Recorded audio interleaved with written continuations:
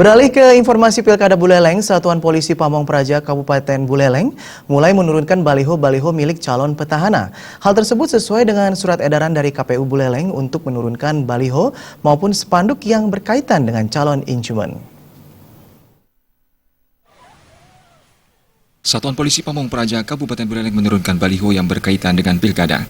Penurunan ini karena menjelang masa kampanye bagi pasangan calon bupati dan wakil bupati Buleleng. Personel Satpol PP bersama staf dari Badan Kesatuan Bangsa dan Politik menurunkan baliho berukuran besar mulai dari kawasan Singaraja Kota, Kecamatan Sukasada, dan di kawasan lainnya.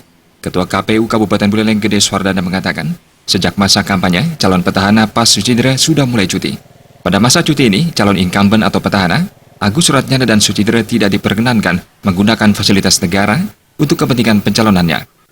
Karena itu, KPU Buleleng mengirim surat kepada Pemkab Buleleng agar menurunkan baliho-baliho yang berkaitan calon petahana di seluruh wilayah di Kabupaten Buleleng. KPU 12 tahun 2016 tentang kampanye. Di situ disampaikan bahwa dalam proses kampanye dilarang menggunakan program pemerintah dalam kampanye oleh calon petahana.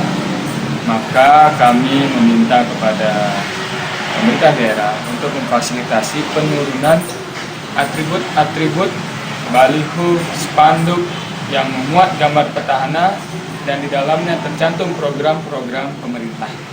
Paling lambat H-1 sebelum kampanye pertama dimulai.